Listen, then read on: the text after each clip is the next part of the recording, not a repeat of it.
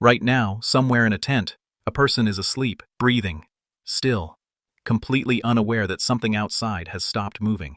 It isn't reacting to their stillness, it's reacting to their smell, their exhaled carbon dioxide, the heat radiating off their skin through the nylon wall. To the animal standing 3 meters away in the dark, the sleeping human isn't invisible. The sleeping human is broadcasting. Sleep doesn't hide you, it just changes what you look like. The common assumption is that a sleeping person is a safe person. You're down, you're quiet, you're not a threat. Most wildlife advice is built around the waking encounter: what to do when you see a bear, how to act around wolves, how not to startle a cougar on a trail. The advice for when you're unconscious is mostly about food storage, but that framing misses what's actually happening on the other side of the tent wall, because to the animal world, a sleeping human isn't a neutral object. You're a warm, breathing, scent-emitting signal in the middle of a dark landscape, and the animals around you have been reading exactly those signals for millions of years. The real question isn't what you should do if an animal finds you sleeping.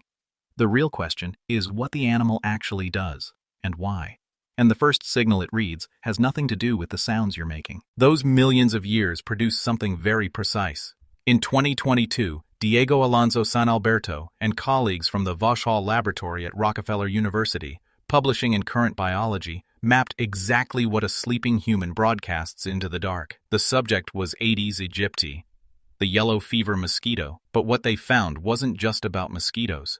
It was a map of every channel a resting human body transmits through. Mosquitoes use at least 6 simultaneous signals to locate a sleeping host: exhaled carbon dioxide, body odor compounds, visual contrast, skin surface heat, ambient humidity, and infrared radiation from skin temperature. When the researchers added infrared at typical human skin temperature to a baseline of CO2 and odor, host-seeking behavior doubled. Not increased by a margin, doubled. Think about what that means for a moment. And I know this seems like a lot of information about a mosquito, but stay with it. You're lying in a sleeping bag believing you've gone quiet. You haven't. You're running a continuous, layered broadcast that a mosquito can read from meters away in complete darkness, without eyes, with no moon. The tent fabric slows the signal. It doesn't stop it. Now scale that up. A black bear's sense of smell is estimated at roughly 7 times stronger than a bloodhound's. A wolf can detect odor at concentrations nearly 100 times below what a human can register. Whatever you're leaking into the night, the residue from dinner on your jacket, the lip balm in your pocket, the sweat soaked into your sleeping bag liner, they're reading it in a level of detail you have no reference point for. And animals don't just read that signal, they've rebuilt their entire lives around it. In 2017, Caitlin Gaynor and colleagues at the University of California, Santa Cruz published a study in Science analyzing movement and activity data from 62 mammal species across 6 continents, all living in landscapes with human presence. What they found was this: mammals around the world had shifted their activity patterns to avoid humans, not human weapons, not human traps. Humans as a presence, a scent, a signal in the environment. The average mammal in the study was 1.36 times more nocturnal in areas where people were active. An animal normally out 50% of the time at night shifted to 68% in human-disturbed habitat. The animals weren't waiting to be threatened before they adjusted. They were restructuring their entire daily schedules around the simple fact that humans existed nearby. That one sat with me for a while. Wildlife scientists call this the landscape of fear. Your body carries a threat signal that most animals have inherited an aversion to across countless generations. You broadcast it even while unconscious. The animals outside aren't ignoring you. They're routing around you the way water routes around a rock. A separate study, led by Liviu Valentin Chiriac and published in Current Biology, played recordings of different sounds near waterholes in South Africa's Greater Kruger National Park. Human voices caused African mammals to flee more than twice as often as recordings of lions. Not growling, not gunshots, just a human voice speaking normally at conversational volume. Predators were fleeing from the sound of a person talking. That's not the strangest part. The strangest part is what happens when that aversion breaks down. In 2011, Stephen Herrero and colleagues published a study in the Journal of Wildlife Management analyzing fatal American black bear attacks from 1900 to 2009, 63 people killed across 59 incidents over that span. When they classified the nature of those attacks, the majority were predatory, not defensive. A bear defending cubs or a food cache behaves differently from a bear that has decided a human is prey. Most fatal black bear attacks fell into that second category. A bear entering a tent doesn't understand you're sleeping. It followed smell. Parks Canada's backcountry safety protocol, drawn from Herrero's research and cited in their 2014 technical report on human-bear conflict, recommends cooking at least 100 meters downwind of the sleeping area, with all food odors kept entirely out of tents and sleeping gear. The distance isn't arbitrary. Bears associate smell with food, not with the person generating the smell. A bear that has learned that human campsites contain food doesn't approach the tent because a person is inside. It approaches because the tent smells like the place where food appeared before.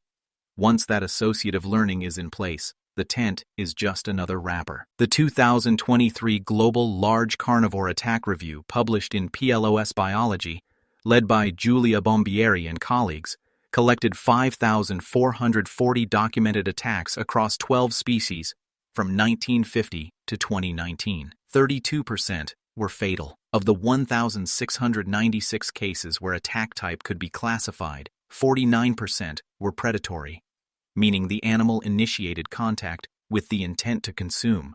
Predatory attacks were concentrated at night. They were most strongly associated with felids and canids, large cats and wolves, in India and southeastern Africa, tigers, leopards, lions. In North American camping culture, the fear is usually the bear outside the tent. But globally, the pattern is different.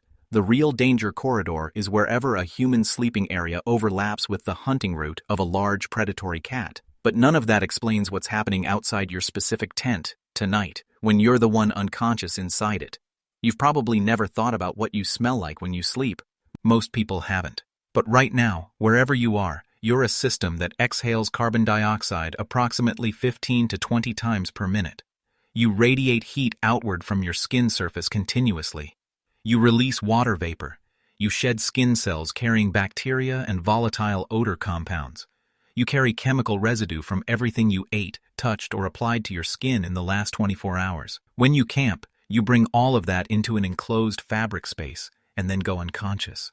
You have no idea what approaches and retreats in the 2 hours before dawn. In 2023, Caitlin Matthews and colleagues, publishing in Human-Wildlife Interactions, tracked raccoons in Yosemite Valley using GPS collars, a mean of 555 locations collected from 11 individual animals over the study period. Those raccoons showed strong selection for developed areas, campgrounds, picnic sites, roads, anywhere humans had gathered to eat.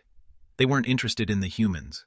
They were following the scent trail humans leave behind, the same trail you lay down every time you cook dinner 10 feet from where you plan to sleep, every time you eat a granola bar in your tent and drop a wrapper in your bag. The animal outside your tent, more often than not, isn't reading you as prey. It's reading your campsite as a pantry and you as a complication. To a raccoon, a sleeping human isn't a victim. It's a security guard who turned off, and there's something quietly unsettling in that. You feel vulnerable because you're unconscious. You feel exposed because you can't watch. But the raccoon doesn't register your unconsciousness as an opportunity. It registers that your rain jacket smells like granola, and it wants the granola. You are an inconvenience between it and the granola. That shift from prey to obstacle is the thing most fear-based wilderness advice never gives you. You are not what the animal came for. The honest answer is that we don't fully know what happens in most nighttime encounters that don't end in injury. Camera trap data shows animals approaching, investigating, and retreating from sleeping campsites without incident, but the behavioral decision-making in those moments is largely invisible. We can document the approach and the departure. We can't read what the animal concluded in between. What the data cannot reach is why some habituated individuals escalate and others don't. The 2021 Norwegian Institute for Nature Research report on wolf attacks in Europe from 2002 to 2020 noted that food-conditioned individuals are strongly associated with predatory behavior, but the threshold at which a wolf or bear crosses from investigation to predation isn't a line scientists can draw in advance. Habitat pressure, prey availability, individual animal history, These variables interact in ways current research can model in aggregate. It can't predict any single encounter. The question the research leaves open is this: at what point does an animal stop reading you as a human, a super predator, something to rout around, and start reading you as something else entirely? We know food conditioning changes it. We know habituation changes it. We know hunger and desperation change it. But the exact moment the calculation flips, that's still dark. Something is standing 3 meters from a sleeping person right now, maybe in Kruger, maybe in the Rockies, maybe outside a canvas tent in rural Nepal where crate bites kill people sleeping on floors. Not because the snake chose them, but because two animals shared a dark space and one of them moved. What the science says is this: the sleeping human is still broadcasting, still warm, still breathing, still leaking scent into the night. And most animals that detect that signal turn around and leave, because to them, the scariest thing in the dark is you. You're lying there afraid of the forest. The forest reorganized its schedule to avoid you.